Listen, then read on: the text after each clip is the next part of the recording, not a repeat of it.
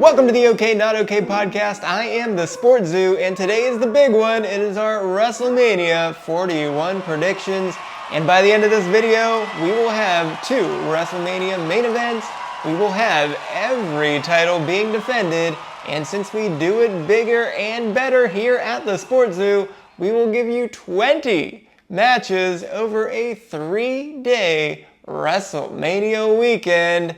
And so, we first did predictions after SummerSlam, and then we did them again after Survivor Series. So we took 1 extra week here to see if there were any last-minute transfer window moves. And sure enough, we had several of them led by Drew McIntyre. So with that, let's get to it and start with our SmackDown, which since it's now 3 hours, we're expanding from 5 matches to 6 matches to give us 20 total matches on the card. And so let's start with Old Faithful, the Andre the Giant Memorial Battle Royal, with everyone that's not on the WrestleMania card will pretty much be in this. I previously predicted Chad Gable to be the winner, but not the case anymore. We will now have Big Jim being the champion, just like Jey Uso not too long ago was also the champion. In our second match, this is SmackDown, but we will have 1 match that should normally be on Raw, and it will be for the World Tag Team titles. And the War Raiders had not yet won the tag titles at the time of my last prediction, but I was right that they would win them. But we're going to boot out Dragon Lee and Rey Mysterio here for another match, so I'll still have the War Raiders facing the New Day for the titles right here. In our third match, we'll have the Women's United States Championship between Chelsea Green and Piper Niven. And I had this same matchup the last time around, but I had the titles reversed because I thought Chelsea would be the one turning babyface. However, Chelsea won the titles, and I think that she is going to be the one that forces Piper to become a babyface. So that'll still be a good match, and it'll be on SmackDown. Up fourth will be the WWE Tag Team Championship Fatal 5-way ladder match, and with that 3rd hour of SmackDown being added, it has benefited the men's tag division the most, and now everyone is starting to cook, so we're not going to exclude any of them from this match, so DIY will be angering everyone by that point, and so they will have to defend against all of them, being the Motor City Machine Guns, the Street Profits, Los Garza, and of course, Pretty Deadly. And of course, you always need a good ladder match somewhere on WrestleMania weekend, and with DIY and the Motor City Machine Guns being on the Rumble card, I don't feel as badly putting them outside of WrestleMania and onto this SmackDown. In our semi-main event, we'll have the last woman standing match between Jade Cargill and Naomi. I thought it was Bianca this entire time that injured Jade, but Naomi makes a little bit more sense with her sliding right into Jade's tag title spot. Let's face it, the WWE has kept Jade mostly hidden from singles competition for this entire year, and with her being out of action, I don't think they want to give her a true spotlight match, which of course is what she would get if this match were against Bianca. So making this the semi-main event of the WrestleMania SmackDown is at least a great way to test the waters for Jade for the future. And in our main event of SmackDown, it will be an I Quit match between Solo Sikoa and Jacob Fatu.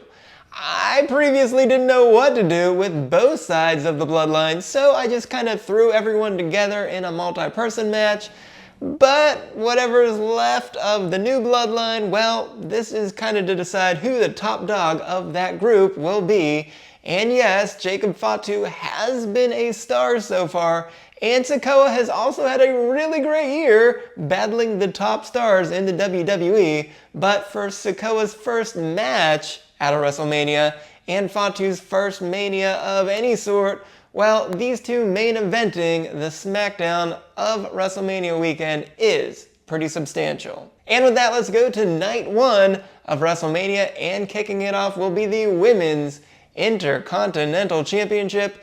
and I correctly predicted that Lyra Valkyria would win that title, and I was probably the very first person to have Becky Lynch in this match. So we're just gonna do that again, but this time we have to add Bayley into the mix because we saw a great match between Lyra and Bayley this week on Raw.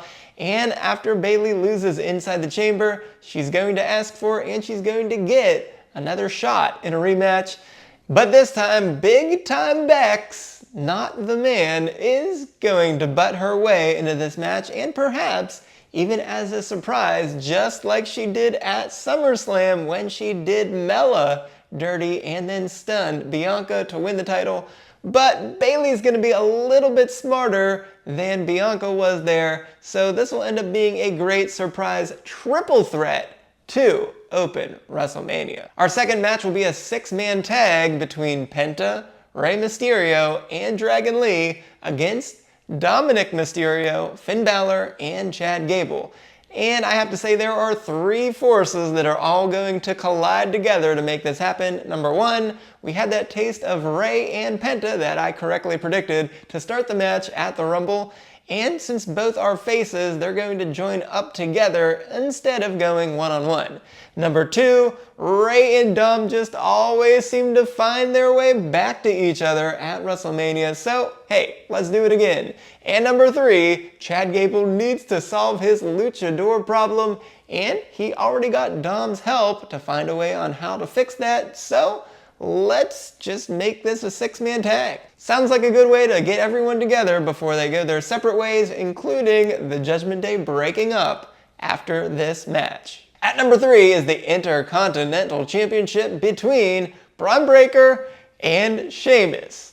And I want to be clear right off the bat that I think John Cena winning the IC title here to become a Grand Slam champion is the right way to go here early in his Last Time Is Now tour.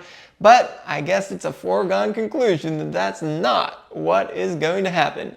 So if we're not getting him as a Grand Slam champion, let's make another Grand Slam champion, because Triple H is apparently fine going with Gunther and Jay again that we just saw at Saturday night's main event. So hey, let's do it twice. And Sheamus has tried so many times at this point, let's give him just one more chance, so we will make this a career versus title match. And of course, this time he's finally gonna get it done. Our fourth match is the Wyatt Six versus The Miz, Carmelo Hayes, Santos Escobar, and Braun Strowman. And yes, the Wyatt Six have vanished, but there's still plenty of time to let them wreak some havoc on SmackDown. But this did take away their obvious Judgment Day match that I love so very much. So we'll have to settle for an 8-man tag here instead, with just the men of the Wyatt Six versus a bunch of souls that will need to be cleansed. And I guess The Miz will get a lot of reluctant help with Hayes, Escobar, and even Braun Strowman, who will be easy to turn heel during and after his elimination qualifier match this week.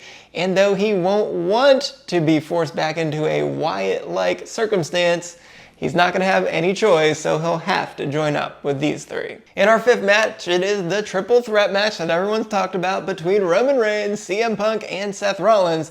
And I have always had Rollins against Punk together in this match, but just like Seth Rollins does, they burnt this one down on the Netflix premiere of Raw. And also, my other predicted match of Roman Reigns versus Solo Sikoa, they burnt that one down as well on that premiere.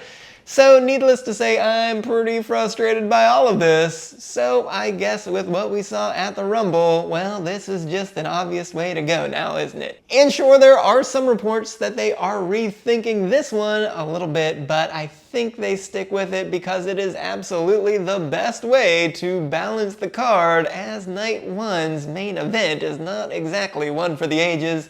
And of course, this should be the match that main events, but I think Triple H is a little bit too stubborn to put it where it belongs. So in our semi-main event, we have the Women's World Championship, and we'll go with Rhea Ripley defending her title against Bianca Belair.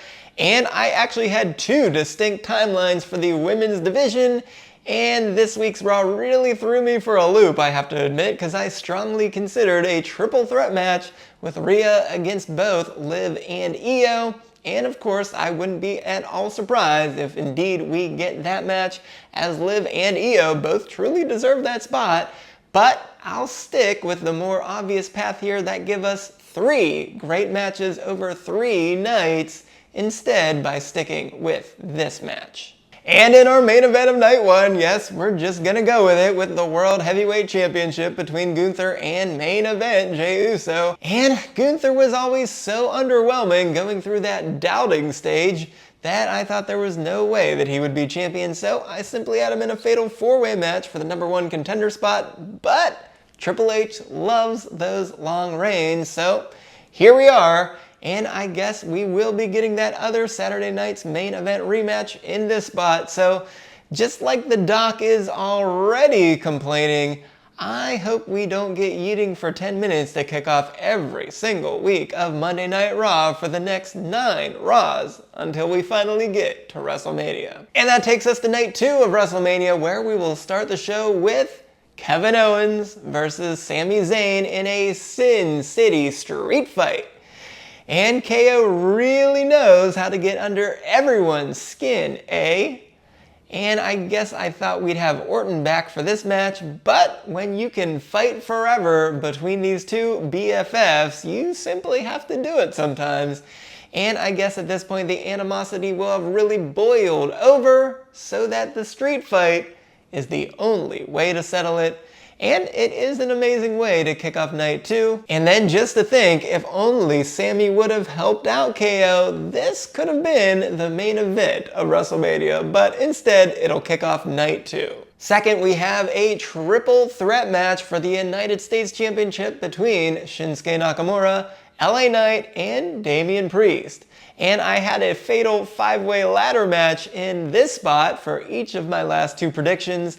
And then in prep, I simply had this as the blow-off match between Nakamura and Knight, and it still will be that, but with a little bit of backstage complaining. Well, that had me rip up Priest's match against Drew McIntyre, so we can easily just add him in right here, and we can certainly make that make sense with lots of time to get it right. In our third match, we have Logan Paul versus AJ Styles.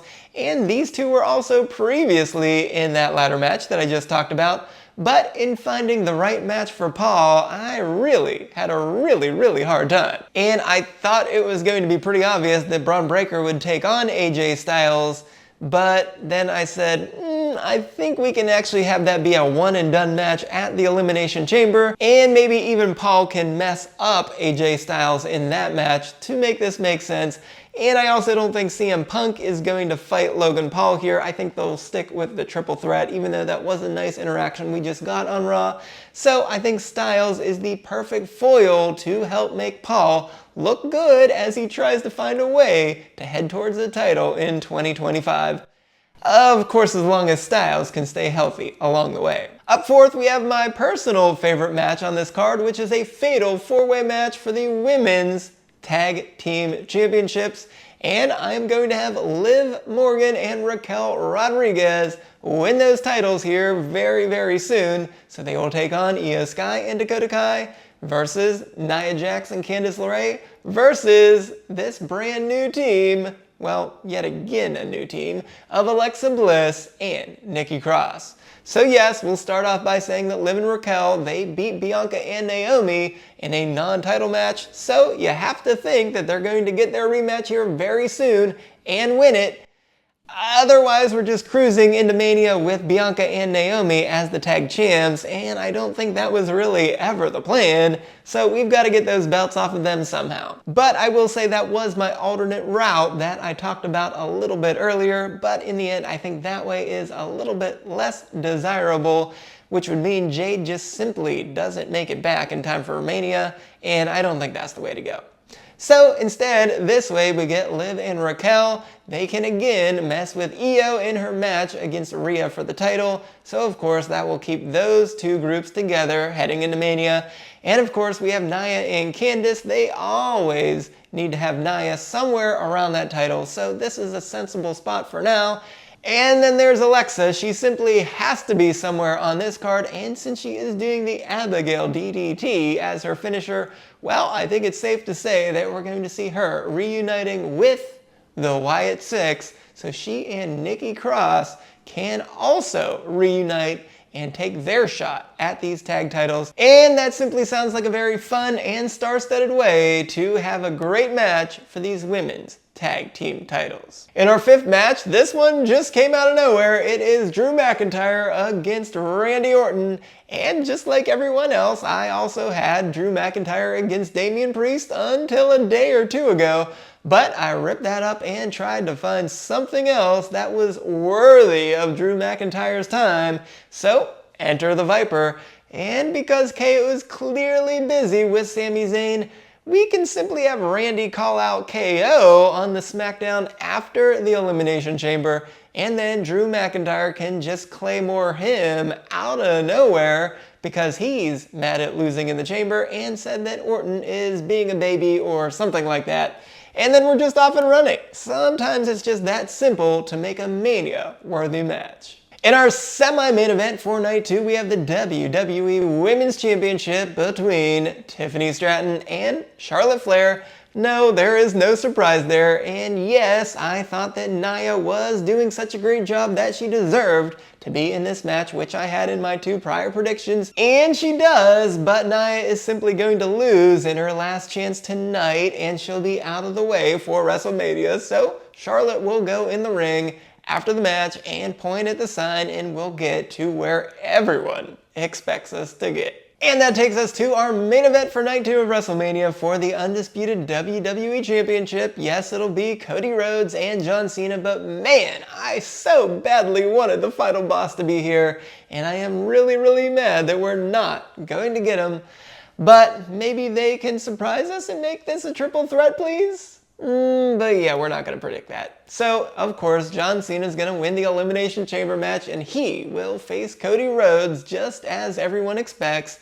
And no, this is not my first choice, but it is definitely worthy of a night 2 main event. So, there you have it with our 20 matches over 3 nights of WrestleMania weekend. And if we get anything close to this, it'll be a Vegas-worthy weekend. And even though he's not worthy, make sure to go right on over here and check out Dr. OK's grades for every single move in the transfer window.